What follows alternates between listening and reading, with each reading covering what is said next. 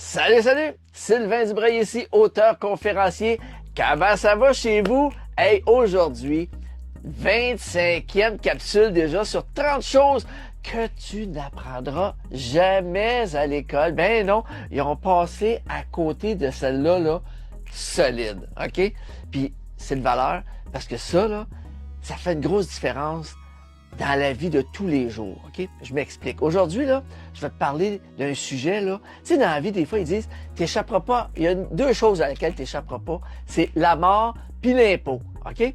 Ben, aujourd'hui, je te parle du sujet plate des impôts. On est dans le temps des impôts, là. Ben, aujourd'hui, là, je vais te parler un peu comment qu'on peut en venir à être capable de déduire une partie de nos frais fixes de tous les jours qu'on se sert. Comment on peut en venir à être capable de mettre ça sur nos impôts, OK? T'es-tu déjà demandé, comme au Centre Bell, là, comment ça se fait que les compagnies, là, les grosses compagnies, ils sont capables de mettre les loges sur les impôts? Hein? C'est bien simple. Ils aiment le hockey, puis ils se disent, « Hey, on va envoyer nos clients là, on fait un peu de PR, on parle un peu de business, puis on a besoin d'une loge au Centre Bell pour ça, puis on va mettre ça sur nos impôts. » Hein? Bon, moi, aujourd'hui, moi, ce que je te partage, c'est comment en venir à mettre nos frais fixes de tous les jours. C'est comme l'électricité, une partie de notre automobile, le chauffage, l'hydro, toutes ça, ces choses-là. Comment qu'on peut faire pour en venir qu'on peut être capable de diminuer ça sur notre salaire brut? C'est bien, bien facile. C'est archi facile. Il faut juste pas que tu te comportes comme la majorité des gens, OK? Je t'explique ça, OK? Tu sais, on va partir du juste demeurer à un endroit, OK? La plupart des gens vont rester soit à loyer ou ils vont s'acheter une belle maison, OK? Mais ça, là, ça implique quoi? Ça implique que tu vas la payer tout seul, la maison. Puis tu vas, tous les frais qui vont venir avec, tu vas payer ça tout seul, puis avec ton salaire net. Puis la même chose pour un loyer. Moi, ce que j'ai fait, parce que j'ai tout simplement opté pour un immeuble à revenu dans lequel que je demeure.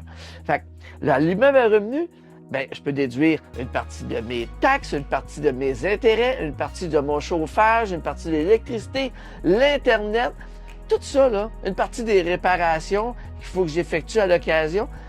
Tout ça, je peux déduire ça parce que je retire un revenu de mon immeuble. Chose que tu peux pas faire quand tu es à loyer. Faut que tu n'as pas à loyer ou que tu possèdes ta maison, tu es obligé de faire face à tous ces frais-là puis de payer ça toi-même avec ce qui te reste de ton salaire brut, c'est-à-dire ton salaire net. OK? Ensuite de ça, il y a tout le reste. OK? Quand tu es entrepreneur, ben, à partir de ça, toutes les dépenses d'entreprise, ben, ils vont être déductibles d'impôts pour la bonne marche à suivre de ton entreprise, OK? Je m'explique, OK? Comme moi, là, quand j'ai décidé, parce que moi, j'ai été des deux, hein? J'ai été pendant 18-20 ans salarié, puis depuis les 17-18 dernières années, je suis travailleur autonome, je suis à mon compte avec une couple d'entreprises, puis j'ai vu la différence, comment c'est vraiment, là, c'est épouvantable, là.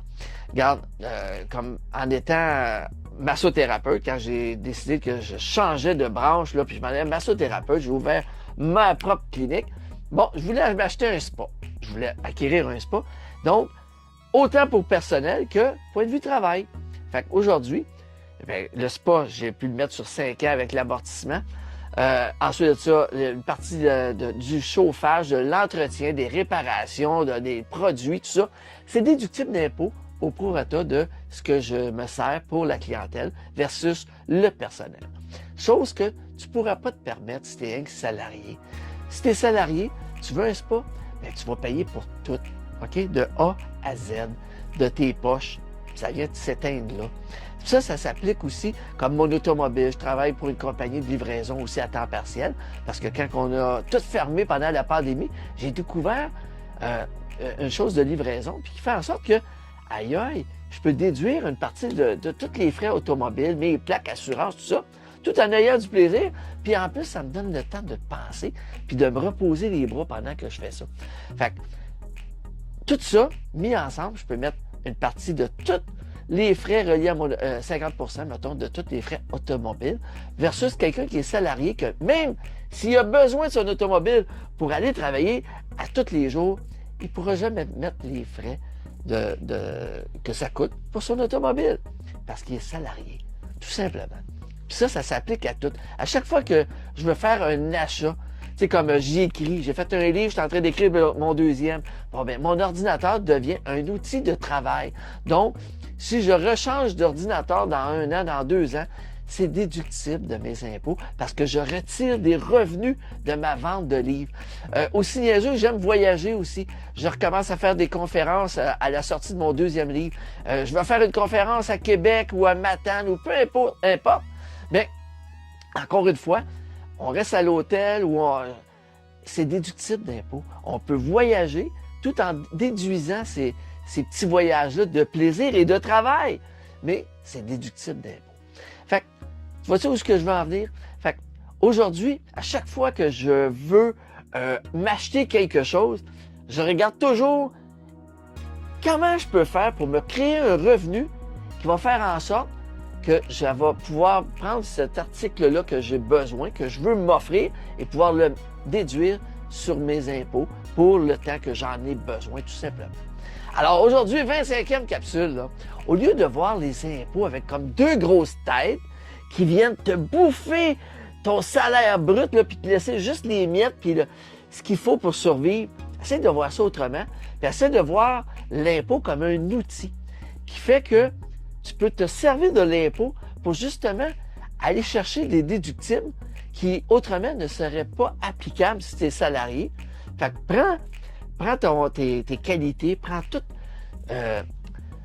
tes atouts, et essaie de transformer ça en quelque chose, en une entreprise, quelque chose à ton compte, puis qui va faire en sorte que tu vas pouvoir déduire un paquet de petites choses pour ton entreprise, puis en même temps, ces petites choses-là, tu t'en sers aussi une partie personnelle. Fait qu'on se laisse là-dessus. J'espère que ça va t'aider. Et puis, si tu as aimé la vidéo, tu peux la partager. Ça va me faire plaisir. Et puis, juste en haut, il y a le petit lien YouTube Liberté That's All. C'est le nom de ma chaîne YouTube. Tu peux t'abonner. Et puis, on se revoit à la prochaine capsule. Salut!